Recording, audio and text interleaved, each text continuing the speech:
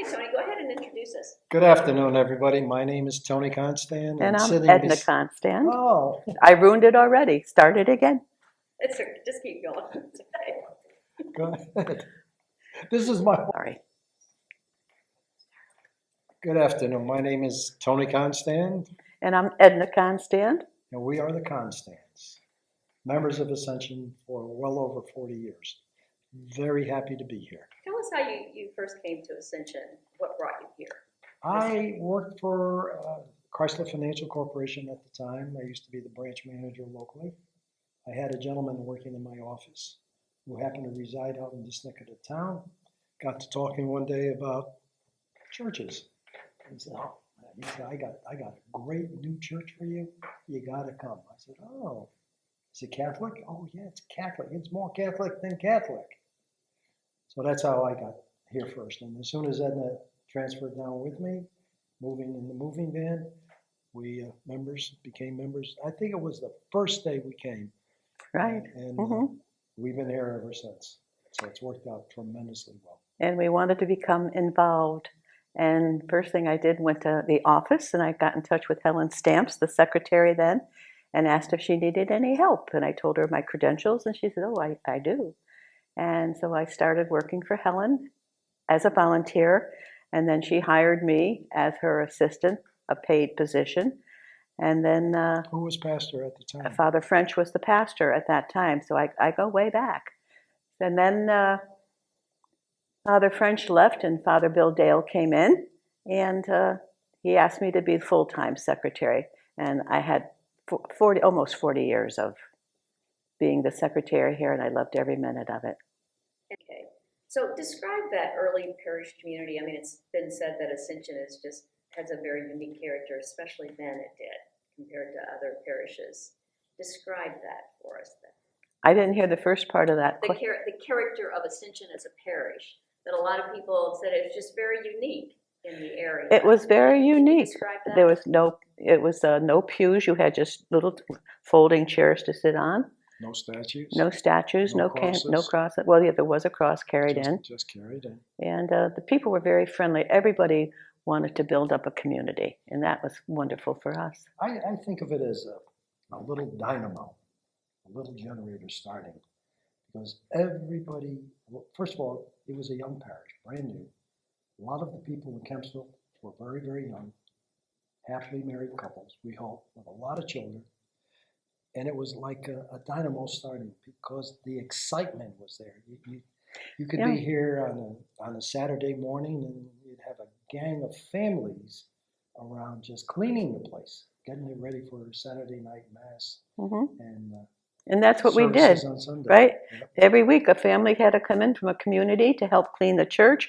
In the spring and the fall, people came in to clean on the outside, bring your rakes, bring your shovels, clean the church. And this was the best community builder for everyone.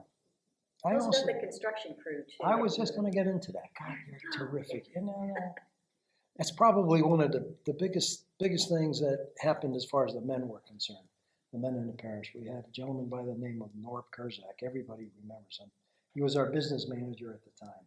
And Norb said, being ex-military, ex-Navy, we did it all our own. We've got so many skilled people now coming to church. We're going to put them to work one way or the other. So if you look around, take a look at the sidewalks. Those were laid by ACC guys, Ascension Construction Crew. Take a look across the street and look at the pavilion. It started out first as one pavilion, then we added onto it for a second pavilion. And that became a focus for all of our events that we had, from the crab feast to the oyster roast to whatever else that we could possibly. That's right. Festivals were a lot of fun. The festival was a lot of fun. Building again community, and that's what Father French really pushed for. Even Father Dale got involved in it because the parish that was right next to us at the time, their roof needed to be put on. They needed a new roof and they didn't have the funds for it. And Bill Dale just said he put the word out and we went over there on a Saturday. It must have been 50, 60, 70 guys and gals laying shingles on their roof. So, and it was all fellowship and community building. I enjoyed it tremendously. living what we ask for. We don't proclaim, celebrate, and serve the local community, and we did. That's great. Fun time. Fun You're time. doing great. You're doing great. Let's move to the youth ministry now. Tell us how that came about. Well, that came about, as we just said, in 1982. Yes, we always had 5-year planning meetings to see what's going to happen in the future. So I don't know how Tony and I got chosen to do it, but they said, "Would you be part of it?" We said, "Of course." So we went over to across the street and we started talking about the issues, and we came up, I think, with 6 issues.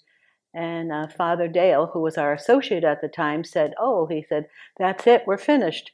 And then Tony said, I said, no, I don't think we're quite finished. And we sort of had a group of parents who sort of banded together on the underground, you might say. And we wanted a youth group. We needed a youth group. We had so many teenagers here, and yet there's no Christian formation for them whatsoever. well, religious education, yes, but the youth are the future of the church. And where were they coming from if he wasn't going to allow us to have a youth group?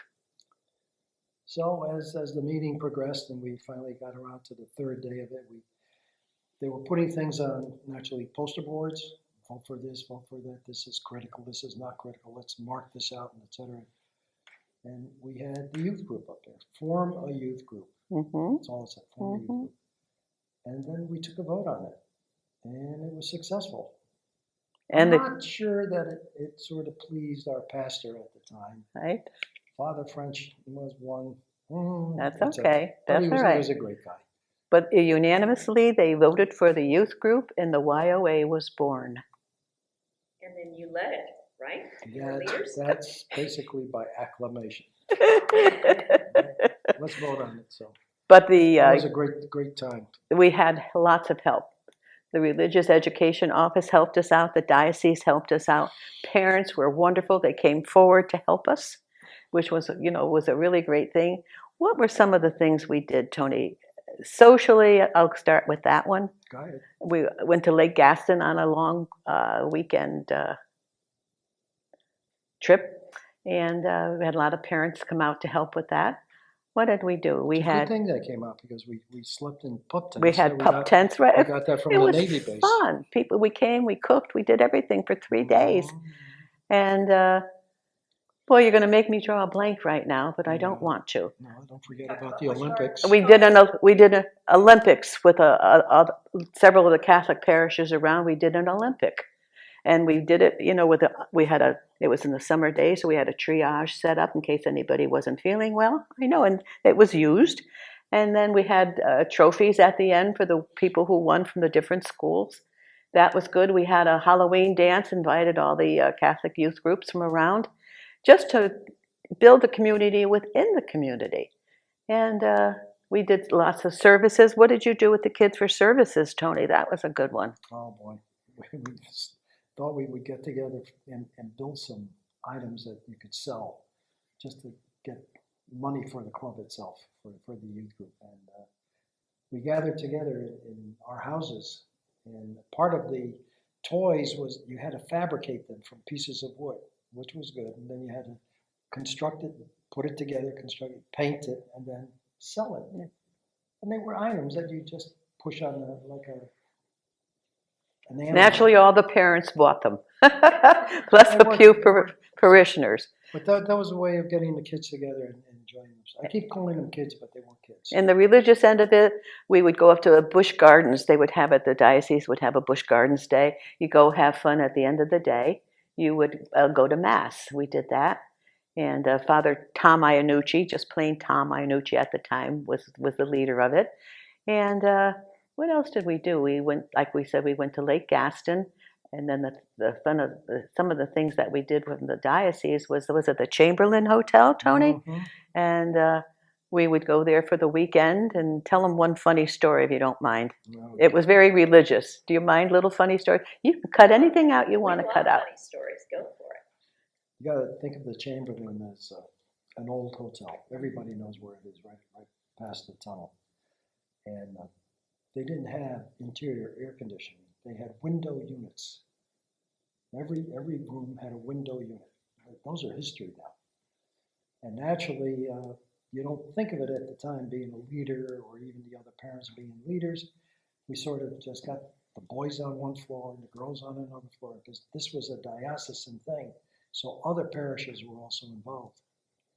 And what happened during the night, we heard a tremendous crash. And one of our boys, decided that the room wasn't cool enough. So he raised the window. And the air conditioner fell out like It did. 3 stories. Oh, had to wake everyone up in the hotel. I think I heard about that from the bishop. Oh.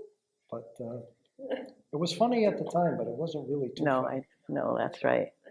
But those were good meetings. And we would help social ministry, delivering packages or food, but then it got to be a little bit dangerous for the kids to come into some of those neighborhoods, so we had to stop that. I know there was just many projects that we loved to do. I've heard it said that the active youth ministry here really sparked kind of a spiritual growth in everybody, the adults and so forth. Can you talk about that a little bit? Absolutely. Well, it forms them for the future to take over where we're leaving off. That's how I feel about it. I don't know if you this was the beginning of our foundation at Ascension. And I enjoyed what I was doing at the time. Couldn't have asked for a better thing to do. But I said to myself, there's a future here at Ascension, and you just cannot focus on the youth so much. You have to pass that on to other people, other parents. Let them also become involved and take ownership. And at that time, I think I ran for parish council. Got on parish council, then I got onto finance council. Got through that, and then one thing led to another. So from a leadership standpoint, I enjoyed every minute of it. It was great to foster whatever I could do and get onto it. It was the stepping stones to everything else that you did in the parish. But you walk away from things too. You Right. have to have new people coming in. That's what To take over, and you have to let it go. I started the French Cafe after a few years. I said, oh, somebody else can do it. I don't mind if I say that. I started the silent auction. After a few years, Audrey Fritchman came in. She did a wonderful job. But maybe that was a gift that we had, that we could start things, but we could step back. I don't know.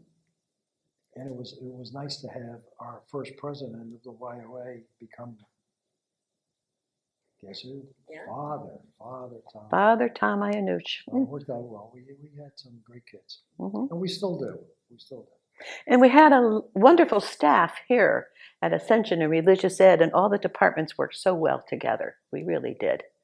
And then social ministry came in. That's another thing that we had. When did that start? That started, I think, with Donna Brewer, just very casually. And then I think Mary Smith came in, Susie Fidella came in. And then they wanted to be more formal. So I believe at that time they hired Judy Shore. And she, got that going. Was that in the 70s too? No, in the 80s. Maybe toward the end of the 80s even. I'm not quite sure. You have to check those dates. But it was look at how it blossomed. Look at how it went in for not just giving out food and money, but all the different programs and different things that offered, and for the homeless, for the women who needed help in many areas. I won't go into any of that. Let's talk about the impact on your own spiritual growth. Can you point to any particular leaders or ministries, programs that where you felt that your own spirituality was really growing your faith, your relationship with God? Let me talk to that for a second, because we in the early days we had many speakers coming in, which was great. But the one that I always remember, and how many times he came, was Gorman Sullivan. Yeah, he was wonderful. He was a wonderful, wonderful minister to the cause. And if you attended any of his services that he had, his presentations, you had to walk away with a new conviction about your faith, a stronger conviction about your faith. And that was early on. That was back in the 70s, 80s, somewhere in there. And it's lasted throughout all those years with me. You can't pinpoint it like a switch. It doesn't go on, it doesn't go off. It just slowly builds and builds with what you do, what you hear, what you see, and then what you believe in. And one wonderful thing that Father Jim Park said to me, he said, Edna, when you're praying, don't look down. Look into the eyes of the person across from you, because that's where you're going to find Jesus. It was a wonderful thing. I mean, he just said things that really, went right straight to your heart. And that was good. So whatever happened all these years, I'm very, very thankful for it. It's been a wonderful journey. I'm going to get teary-eyed. Any other favorite memories that you have? Oh my God. I remember during the Easter season, Tommy Brewer, we call him Bishop Brewer. He was the iconic gentleman for the church. But I remember, you remember the kaleidoscope that we used to have? That's right. This As soon big as you noisy walk in. machine in the commons area. It's like a circus machine, a kaleidoscope that made all this. A calliope. That's right. That's a scope. That's right. Thank you for that. Thank you. You could hear it. Some people loved it. What was it? What did they do with it? What was They just played it as you came out of Mass. Oh. The celebration. Let the celebration continue. I know. I don't know how it would go over now, but it was pretty good then. Well, those are some of the little things that, And kept you going. we didn't have a community center, so everything we had to do with food was on the second floor. And so what we would do is, like, Tony and I were asked to do, I guess, the RCIA or for the party, and we were taking food up and down the stairs, wearing no elevator, wearing high heel shoes, no refrigeration. Oh my gosh, it was a trial, but we did it. We did it, willingly, happily. Yeah, but everybody did it. But the thing of it is, this church, everybody helped. That's the biggest thing. It still does. Mm-hmm. Bobby Weiss. Tell Bobby us that Weiss. story. Bobby Weiss. Yeah. He was an 11-year-old boy who died from leukemia. And I'll tell part of it, and you tell the other half. If you just start by saying, because they're not going to hear the questions. Okay, so good. if you just start by saying Bobby Weiss. An 11-year-old boy who died from leukemia, naturally devastating the parents. So the father, Bob, wanted to do something in memory of him. So where the columbarium is right now, it used to be a little prayer area for Bobby, and he put in a big black stone, which you'll see across the path. That's there right now in memory of Bobby. And then it started going downhill with weeds and planting, and then Tony stepped in.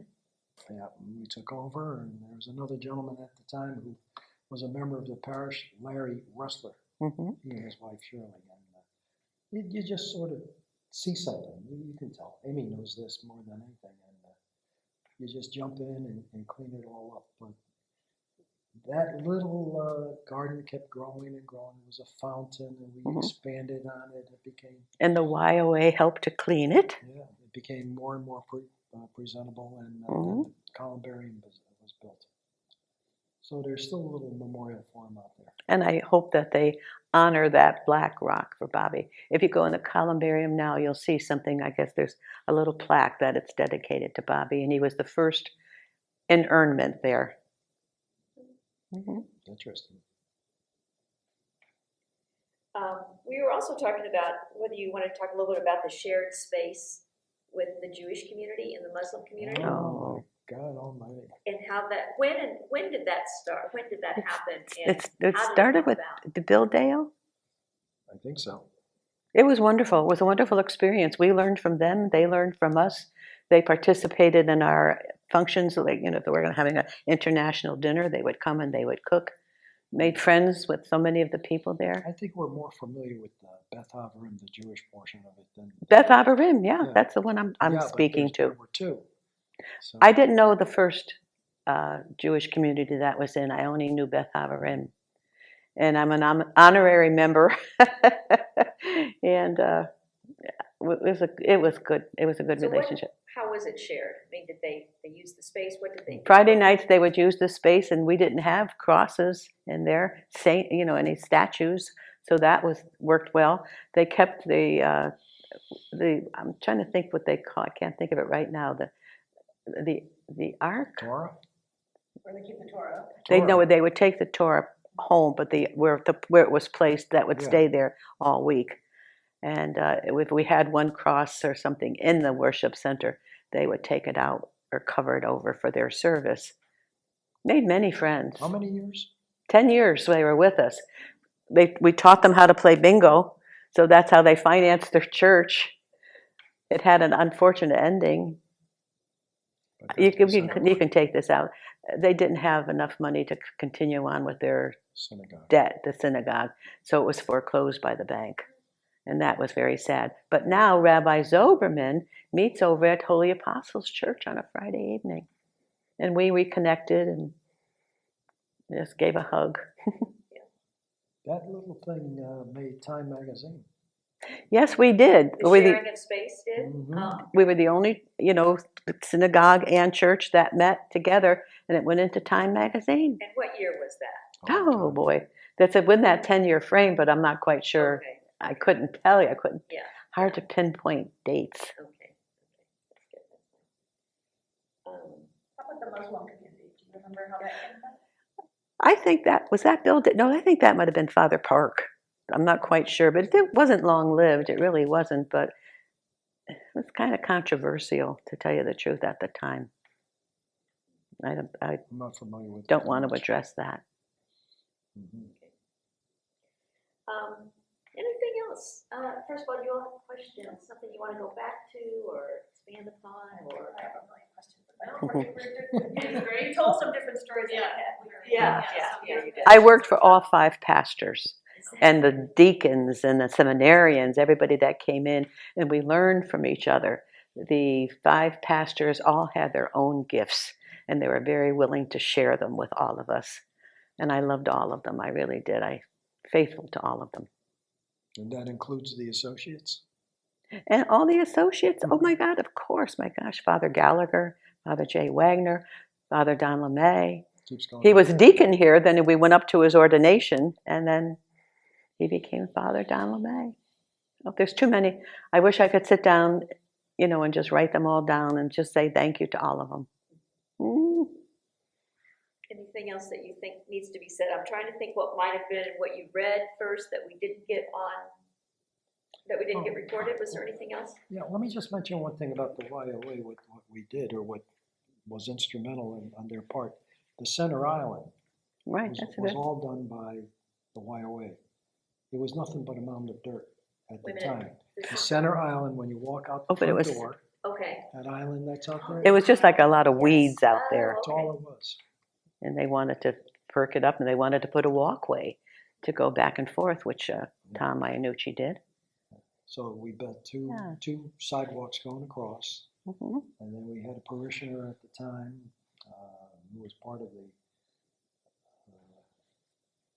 community with. Hmm. What I would like to say is this church opened my eyes in a lot of ways, and it's a gift to me, and it still is. That's what I'd like to end it with. That's wonderful.